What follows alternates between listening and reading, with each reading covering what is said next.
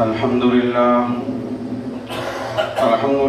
وكفى وسلام على عباده الذين اصطفى أما بعد فأعوذ بالله من الشيطان الرجيم بسم الله الرحمن الرحيم إنا كذلك نجزي المحسنين صدق الله العظيم۔ معزز سامعین کرام، گزشتہ جمعہ حضرت ابراہیم علیہ السلام اور حضرت اسماعیل علیہ السلام کی قربانی کا ذکر ہوا، اور اس امت پر اللہ کا اتنا بڑا فضل ہوا کہ اللہ تبارک و تعالی نے حضرت اسماعیل علیہ السلام کو قربان ہونے سے بچا لیا، ورنہ تو پھر آج ہم سے بھی اولاد کی قربانی مانگی جاتی۔ یہ اللہ کا اس امت پر بہت بڑا فضل ہوا۔ تو اس واقعے کے بعد اللہ تبارک و تعالی نے فرمایا وَتَرَكْنَا عَلَيْهِ فِي الْآخِرِينَ۔ دنیا میں جو بھی بڑے کام ہوتے ہیں، بڑے لوگ بڑے کام کر کے گزر جاتے ہیں، تو کچھ ان کی یادگار بنا دی جاتی ہے۔ کہیں ان کے نام پر بڑی عمارتیں بنا دی جاتی ہے، کہیں کچھ بنا دیا جاتا ہے ان کی یادگار کے طور پر، لیکن زمانہ کے گزرنے کے ساتھ ساتھ وہ یادگار بھی ختم ہو جاتا ہے، کیونکہ کوئی عمارت ہمیشہ باقی نہیں رہتی۔ جب تک عمارت باقی رہے گی لوگ اس کا نام لیں گے کہ فلاں نے بنوایا تھا، فلاں بہت اچھا بادشاہ تھا، بڑے اچھے کام کر کے چلے گئے۔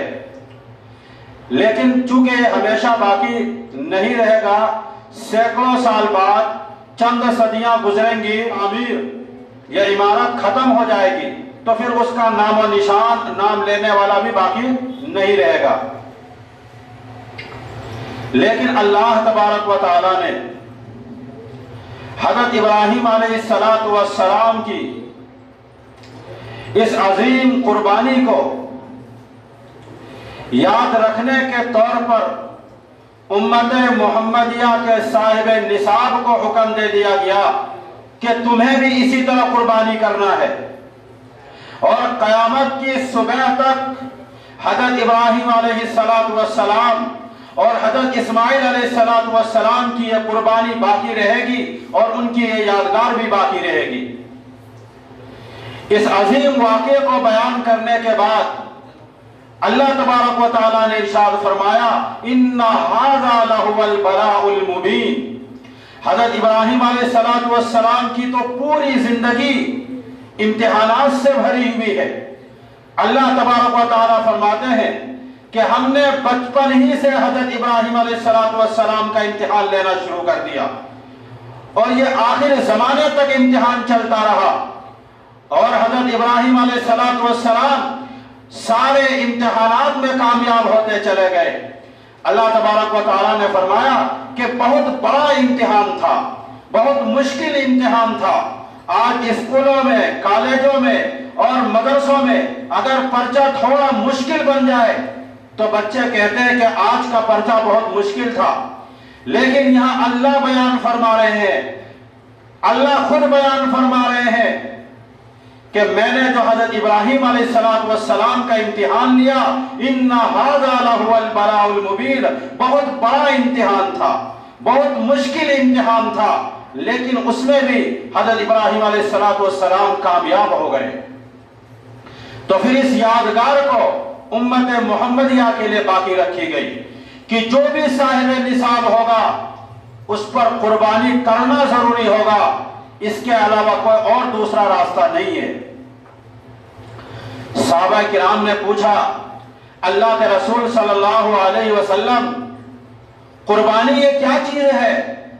اللہ کے نبی صلی اللہ علیہ وسلم نے ارشاد فرمایا سنت ابیکم ابراہیم، یہ تمہارے باپ حضرت ابراہیم علیہ السلام کی سنت ہے۔ صحابہ کرام نے پوچھا اللہ کے رسول صلی اللہ علیہ وسلم، بے شک یہ حضرت ابراہیم علیہ السلام کی سنت ہے، لیکن ہمیں کیا ملے گا؟ یا صرف یہ یادگار کے طور پر ہم کرتے ہیں، یا یہ کہ قربانی کرنے سے ہمیں بھی کچھ ملنے والا ہے؟ اللہ کے نبی صلی اللہ علیہ وسلم نے ارشاد فرمایا بِكُلِّ شَعْرَةٍ حَسَنَةٍ، ہر بال کے بدلے ایک نیکی دی جائے گی۔ صحابہ کرام نے پوچھا کہ اللہ کے رسول صلی اللہ علیہ وسلم، اگر جانور ایسا ہو کہ اس کے جسم پر بال نہ ہو، بہت سے جانور ایسے ہوتے ہیں کہ اس کے جسم پر بال نہیں ہوتے ہیں بلکہ اس کے جسم پر اون ہوتے ہیں، تو اللہ کے نبی صلی اللہ علیہ وسلم نے ارشاد فرمایا کہ ایک اون کے بدلے اس کو نیکی دی جائے گی۔ صحابہ کرام نے یہ سوال کر کے ہمارے لیے مسئلے کو آسان کر دیا۔ یہ اتنی عظیم عبادت ہے، اتنی عظیم چیز ہے۔ حدیث شریف میں آتا ہے اللہ کے رسول صلی اللہ علیہ وسلم نے ارشاد فرمایا کہ ایام نہر میں، قربانی کے دنوں میں، ان ایام میں اللہ تبارک و تعالیٰ کو جانوروں کے خون بہانے سے کوئی اور عبادت زیادہ پسندیدہ نہیں ہے۔ حدیث شریف میں آتا ہے اللہ کے رسول صلی اللہ علیہ وسلم نے ارشاد فرمایا کہ یہ جو تم جانوروں کو ذبح کرتے ہو، جب اس کا خون اس کے گردن سے نکلتا ہے، ابھی خون کا قطرہ زمین پر نہیں گر پاتا کہ اس سے پہلے اللہ تبارک و تعالیٰ تمہاری قربانی کو قبول کر لیتے ہیں۔ اللہ تبارک و تعالیٰ کو اس کے خون، اس کے گوشت کی ضرورت نہیں ہے۔ قرآن کریم میں ہے لَن يَنَالَ اللَّهَ لُحُومُهَا وَلَا دِمَاؤُهَا وَلَكِنْ يَنَالُهُ التَّقْوَى مِنْكُمْ۔ اللہ تبارک و تعالیٰ کے پاس تمہارے قربانی کے جانور کا نہ گوشت پہنچتا ہے اور نہ اس کا خون پہنچتا ہے، اور نہ اللہ تبارک و تعالیٰ کو اس کی کوئی ضرورت ہے۔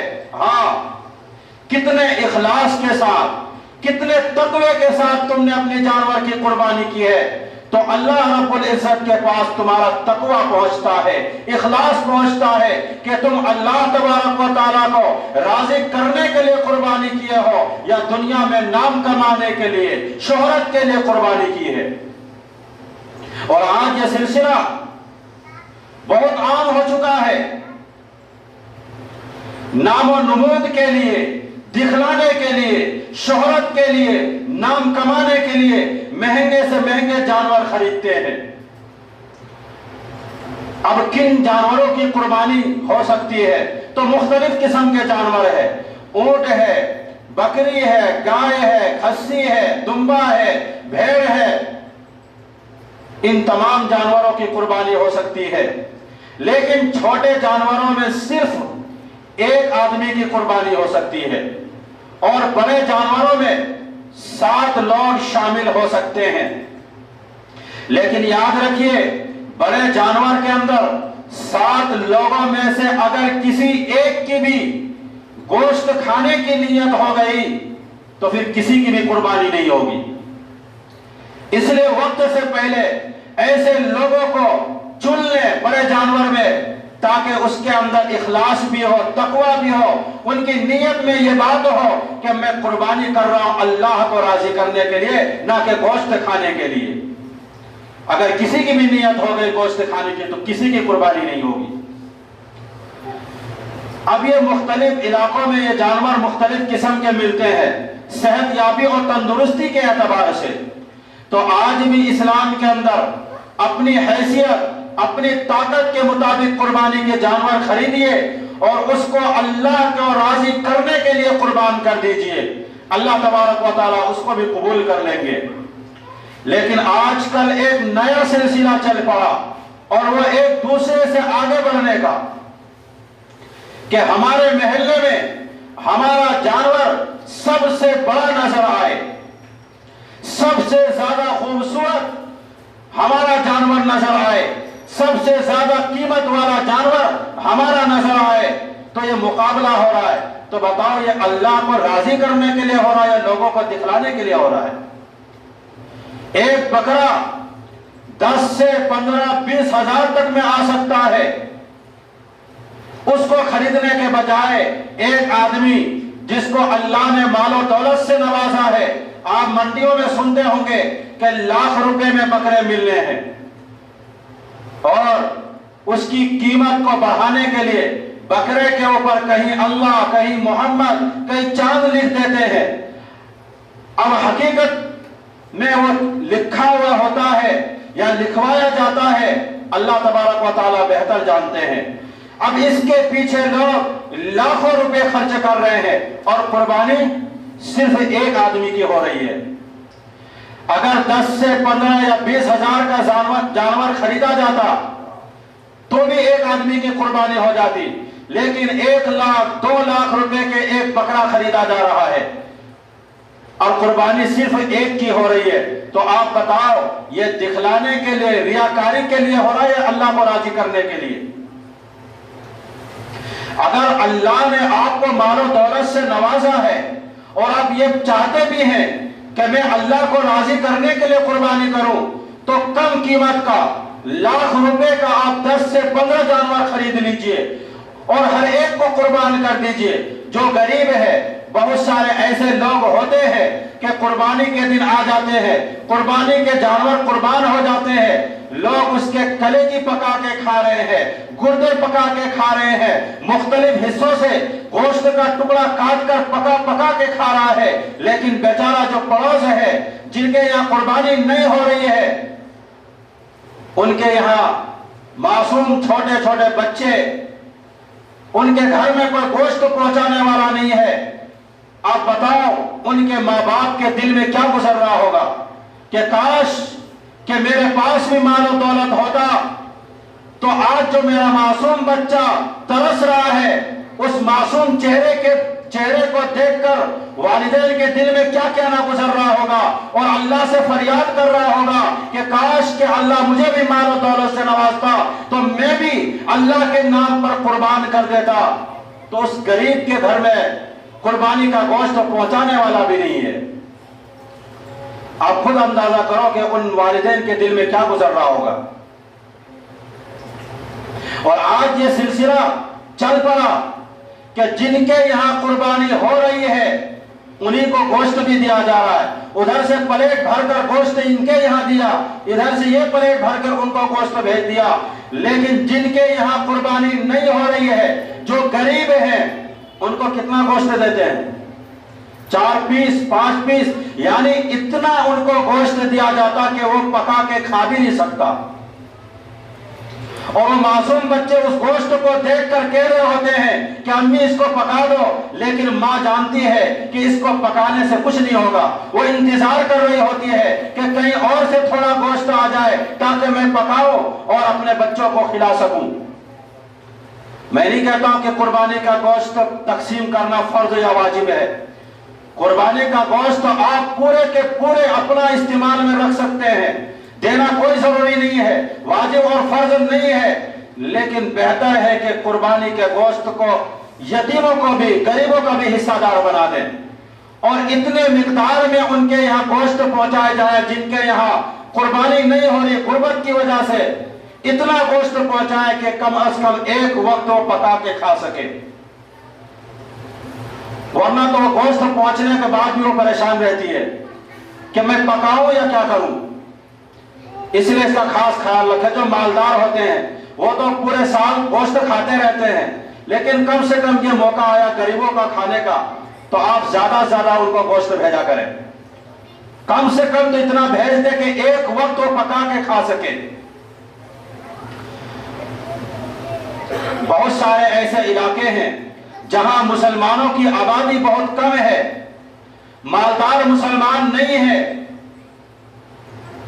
وہاں قربانی نہیں ہو رہی ہے، انہیں پتہ ہی نہیں چلتا کہ اس سال قربانی ہو رہی ہے یا نہیں ہو رہی ہے۔ اگر آپ اپنے جانوروں کو قربان کر کے ان علاقوں میں گوشت پہنچائیں گے تو بتاؤ اللہ تبارک و تعالی ہم سے راضی ہوگا یا نہیں ہوگا؟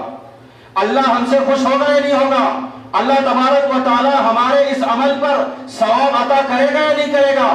تو قربانی کے اندر سب سے جو بنیادی چیز ہے وہ تقوی اور اخلاص ہے۔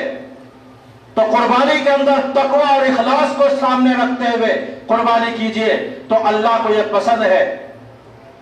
آج موبائل فون کیمرے کے ذریعے تصویر لیتے ہیں. جو بھی نیکی کا کام ہو رہا ہو تصویر لینا، فوٹو لینا بہت ضروری ہے. پہلے تو شادی میں یہ خرافات چل رہی تھی کہ ہزاروں روپے دے کر، لاکھوں روپے دے کر فوٹوگرافری کو بلاتا تھا اور وہ پھر جیسے چاہتا ویسے فوٹوگرافی کرتا تھا. اور مسلمانوں کے اندر پردے کا تو بہت زیادہ اہتمام ہے. مردوں کے لیے الگ انتظام ہوتا ہے، عورتوں کے لیے الگ انتظام ہوتا ہے، لیکن اس میں ایک بندہ ایسا ہوتا ہے جو بلا جھجک کہیں بھی جا سکتا ہے، کوئی روکنے والا نہیں، کوئی ٹوکنے والا نہیں. وہ کون ہوتا ہے؟ وہ فوٹوگرافر ہوتا ہے. اور خواتین بھی یہ سوچتی ہے کہ اس سے پردہ کرنا کوئی ضروری نہیں ہے. اگر اس کے سر پر کپڑا ہے تو فوٹوگرافر کو دیکھ کر وہ اپنا کپڑا بھی نیچے گرا دیتی ہے. یہ آج کے مسلمان خواتین کا حالات بتا رہا ہوں. تو وہاں سے چل کر اب یہ خرافات عبادت گاہوں تک بھی پہنچ گئی. پہلے کی کہاوت ہے کہ لوگ کہتے تھے کہ نیکی کرو اور دریا میں ڈال دو، یعنی اس انداز سے نیکی کرو کہ دوسروں کو بھی پتہ نہ چلے. اور آج کا دوسرا طریقہ کیا ہے؟ نیکی کرو اور سوشل میڈیا پر ڈال دو تاکہ ساری دنیا اس کو دیکھ سکے. تو بتاؤ یہ اللہ کو راضی کرنے کے لیے ہو رہا ہے یا لوگوں کو دکھلانے کے لیے ہو رہا ہے؟ حج کرنے کے لیے حجاج کرام یا عمرہ کرنے کے لیے لوگ جاتے ہیں، جیسے ہی مقدس مقام پر پہنچیں گے سب سے پہلا فریضہ وہ یہ سمجھتا ہے کہ میں اس جگہ پہ کھڑے ہو کر تصویر کھینچوں اور سوشل میڈیا پر وائرل کر دوں. کیا آپ کے رشتہ دار نہیں جانتے ہیں، آپ کے گھر والے نہیں جانتے ہیں کہ میرا فلاں رشتہ دار یا فلاں آدمی حج کے لیے یا عمرہ کے لیے گیا ہوا ہے؟ کیا سوشل میڈیا پر جب فوٹو بھیجیں گے تبھی آپ کے خاندان کو، لوگوں کو معلوم ہوگا کہ میرا فلاں آدمی عمرہ کے لیے یا حج کے لیے گیا ہوا ہے؟ تو بتاؤ عبادت کی روح ختم ہوئی کہ نہیں ہوئی؟ بلا وجہ تصویر کھینچنا جائز نہیں، حرام ہے. آپ کسی بھی علماء سے پوچھ لو، بلا وجہ تصویر کھینچنا ناجائز اور حرام ہے. اب یہ قربانی کا موقع ہے، حالات کا مد نظر رکھتے ہوئے ہمیں کام کرنا چاہیے. لیکن ان موقعوں پر بھی لوگ قربانی کے جانور خریدیں گے اور مختلف انداز میں فوٹو کھینچیں گے اور اس کو سوشل میڈیا پر وائرل کر دیں گے. اب تو حد ہو گئی کہ قربانی کے جانور کو ذبح کیا جا رہا ہے، خون نکل رہا ہے، اس وقت بھی فوٹو بنائی جا رہی ہے. گوشت کاٹا جا رہا ہے، اس وقت بھی فوٹو بنائے جا رہے ہیں. تو بتاؤ عبادت کی روح ختم ہوا کہ نہیں ہوا؟ اس کے اندر اخلاص ہے، تقوی ہے. اس لیے ان سب چیزوں سے بچنا ضروری ہے. خالص اللہ تبارک و تعالیٰ کو راضی کرنے کے لیے قربانی کریں. یہ جو فوٹو وغیرہ بنایا جاتا ہے ان سے آپ اپنی قربانی کے جانور کو بچا کے رکھیں. ملک کے اعتبار سے بھی اور شرعی اعتبار سے بھی ضروری ہے کہ اپنے آپ کو احتیاط کریں. یہ قربانی کے کچھ فضائل ہے. اللہ کے نبی صلی اللہ علیہ وسلم نے بھی قربانی کی ہے. جب آپ صلی اللہ علیہ وسلم ہجرت کر کے مدینہ منورہ پہنچے تو ہر سال آپ نے قربانی کی ہے. حضرت فاطمہ الزہرا رضی اللہ تعالی عنہا کے بارے میں آتا ہے کہ اللہ کے نبی صلی اللہ علیہ وسلم نے ارشاد فرمایا کہ فاطمہ جہاں تمہاری جانور کو قربان کیا جا رہا ہو اگر ممکن ہو تو تو بھی وہاں جا کے کھڑا رہا کرو. یہ آپ صلی اللہ علیہ وسلم کی تعلیمات ہے. اور اللہ کا بہت بڑا فضل ہوا، کرم ہوا کہ اللہ تبارک و تعالیٰ نے اس امت پر قربانی کو واجب کر دیا. اور ہر ایک کو نہیں بلکہ جو صاحب نصاب ہے اس پر قربانی کو واجب کیا، ہر ایک پر واجب نہیں کیا. اور قربانی کے جانور کا خون زمین پر گرنے سے پہلے اللہ اس کو قبول کر لیتے ہیں. اور مزے کی بات تو یہ ہے کہ اپنے قربانی کے جانور کا گوشت کھانے کی بھی اجازت ہے. پورا کا پورا گوشت استعمال میں رکھنے کی بھی اجازت ہے. پہلی امتوں میں بھی قربانی تھی. قرآن و حدیث کو اٹھا کر دیکھیں آپ، وہ بھی قربانی پیش کرتے تھے. لیکن جن کی قربانی قبول ہوتی، آسمان سے آگ آتی اس کو जला देता, कुर्बानी की कबूल होने की अलामत ये थी कि उसकी कुर्बानी को आसमान से आग आए और जला दे। लेकिन इस उम्मत पर फजल हुआ, करम हुआ कि अल्लाह ने ऐसा मामला नहीं रखा, बल्कि अल्लाह ने कहा कि तुम अपनी जानवर को कुर्बान करो और इसका गोश्त तुम खुद भी पूरा खा सकते हो, गरीबों में भी तकसीम कर सकते हो, रिश्तेदारों को भी भेज सकते हो। इसलिए बेहतर बताया उसके गोश्त को 3 हिस्से में तकसीम करो, एक अपने घर वालों के लिए रखो, एक रिश्तेदारों के लिए, और एक जो गरीब है, यतीम है, मिस्कीन है, उनको दे दो। 3 हिस्सा में कुर्बानी के गोश्त को तकसीम कर दो। अगर आप ना करें तो भी कोई मसला नहीं है, वाजिब फर्ज नहीं, मुस्तहब है। अगर आप चाहते हैं कि पूरे कुर्बानी, या ये कि आपका फैमिली बड़ा है, आपको मालूम है कि पूरा गोश्त तो हम खा सकते हैं, तो भी आप खा सकते हैं, इजाजत है, वाजिब और फर्ज नहीं है। लेकिन बेहतर है कि पड़ोस में गरीब यतीम का ख्याल कर लिया जाए।